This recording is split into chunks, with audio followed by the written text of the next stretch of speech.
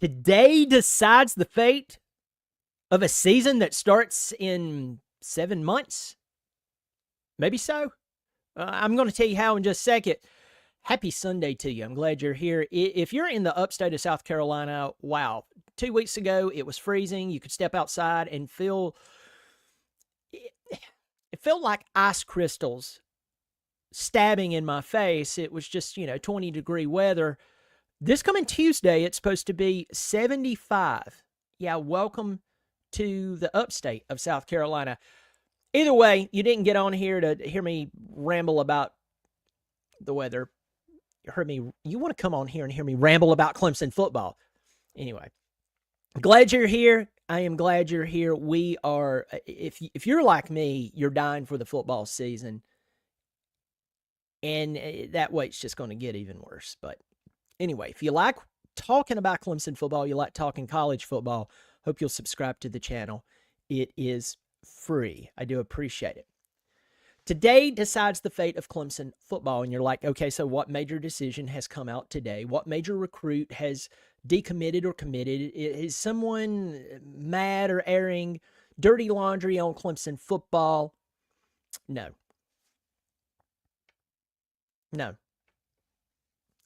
But today is one of the most important days leading up to the 2025 season. Why? Because you have time to build your relationship with your teammates, with your players, with your coaching staff. Everyone get mentally and emotionally aligned to make a successful run in the 2025 season. Yeah. If you wait till June to get to know your fellow teammates, if you wait till June to really engage with your players, I'm not talking about talking to them. I'm not talking about getting on the same page. Partially this is it, but it's not completely. Just give them their off-season assignments as you possibly can do with certain rules and regulations on practicing. I'm talking about really get to know them.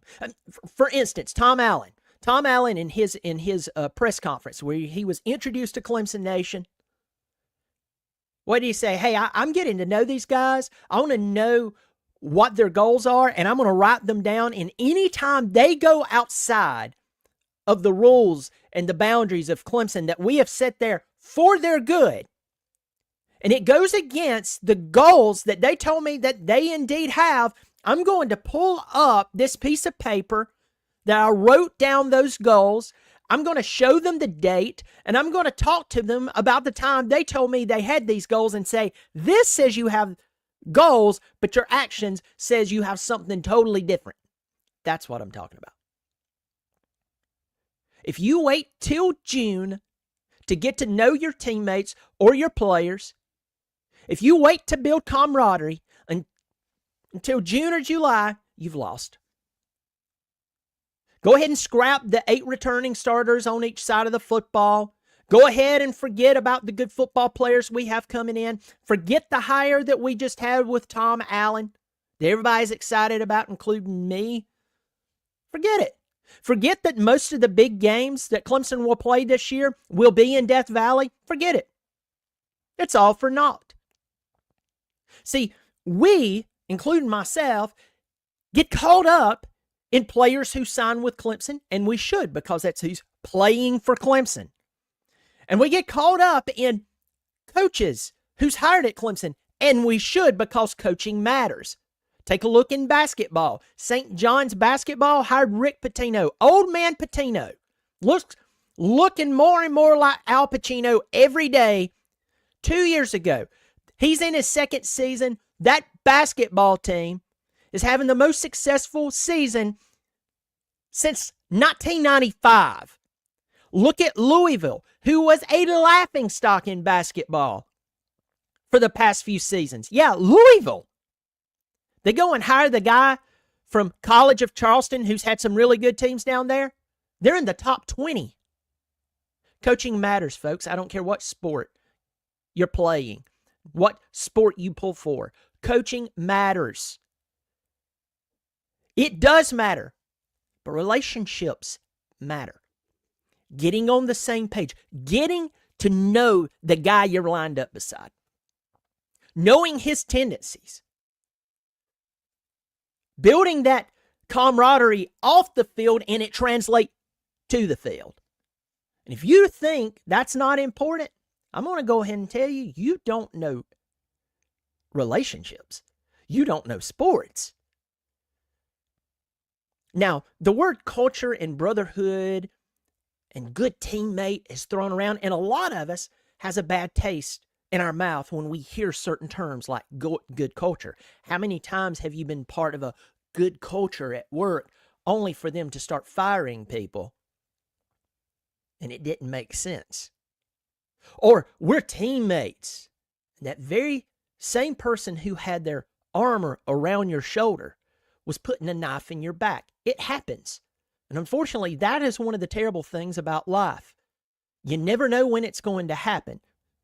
As you get older, you may learn some of those things to look out for, and you do, hopefully.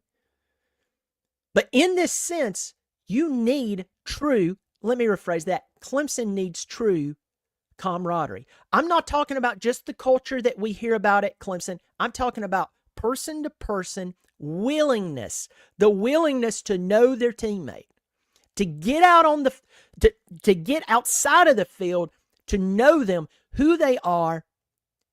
And even if they're not besties, they can come to an agreement to where when they hit the field, you're getting the best Clemson team possible. We need this with coaches, as I said just a second ago. Why? Because when you get in the trenches, and I'm not talking about along the line of scrimmage, I'm talking about the trenches of a football game. Whether it's coaches, this happens with coaches as well.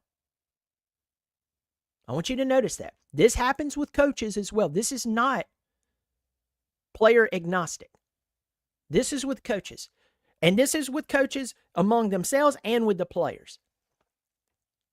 When you get into a really heated situation, the game's not going your way, the guy beside you, whether it's a coach or whether it's a player or between coaches and players, we always forget that coaches can treat players bad. We can always forget that just because they're paid very well and they're at Clemson doesn't mean that a guy could favor someone who's not qualified to be on the field over someone who is qualified to be on the field for some reason or another. But if you get in that heated situation and you don't have a good relationship with your fellow coaches, your players, or your player to player, player to coach, let me tell you what happens. That guy goes from being your teammate to being your fall guy. Oh, it's his fault. It was his fault. Here's a coach. I told him not to run like that, and yeah, well, he did. Oh, you know, Coach so-and-so did that the other day, and you didn't seem to have a problem with it. Hey, I know what I'm doing. Some of you who played high school football, you saw coaches like that. You know, they were a teacher or whatever. Whatever the coach says goes. Yeah, that's great and stuff, but should he even be coaching? That's another video for another time. I've seen a lot of good talent sit on a bench and they did everything right. It's just their coaches were idiots. My point is, this is the time to get over that stuff. This is a time to build those relationships. This is the time to get all of that out of the way. Why? Because this 2025 team could be special. Win a national championship, I'm not saying that. But I'm saying possibly field the best team at Clemson since Trevor Lawrence and the boys were playing in Death Valley. That is what I'm saying. I'm making that bold statement. Now, I did not say they were going to be as good as Trevor Lawrence in that team. But I'm saying they would be the best team to play in Death Valley since that Clemson team. So why does that matter? Why does that matter right now? Again, you can only execute strategy across the board with people you trust. And so I'm stepping back going, today is a dead day in college football. Today is a day that I'm sitting here, I'm looking at Clemson's football schedule right now. LSU, Troy, Georgia Tech, Syracuse, North Carolina, Boston College, SMU, Duke, Florida State, Louisville, Furman, South Carolina. We can all go look at that schedule. We know the dates. We can start making plans to go to games. If you want to go to an away game, that North Carolina game, the tickets are already outrageous for it. I wonder why. You can go ahead and make those plans. You can rewatch games from the past, or just to try to get your fix of college football, because it's over, it's done. And if you're a Southerner, sitting and watching that national championship wasn't fun. It was boring. I think the only team in America that had fun in that game was Ohio State, and rightfully so. If that was my team, I'd be thrilled right now. Everybody else is bored. But today, when it seems like it doesn't matter, today, when you and I can only wish of the 2025 season and double fingers crossed hope that the coaching and the players and everything comes together and puts on their best performance, that is possible within all those players and the coaches. And we hope that. One of the most important moments of the 2025 season, believe it or not, is right here when no one is looking, when everyone is just hoping for the 2025 season. Folks, I hope you understand where I'm going with this. I hope you understand that it's important. It's important, and hopefully we will see this all pull together. Folks, let me your comments. Let me know what you think. Let me know about some of the games you want to go to this year, whether it's here, away, or I'm going to throw out a wild card, even if it's not a Clemson game. If you want to go to maybe visit another stadium, see two teams play that seems really interested to you, throw it in the comments section. Let me know. Remember, if you haven't subscribed, it is free. So it's not like I'm asking, hey, please send me money. No, I hope you will subscribe. It is free. Y'all take care of yourself. And as always, go Tigers.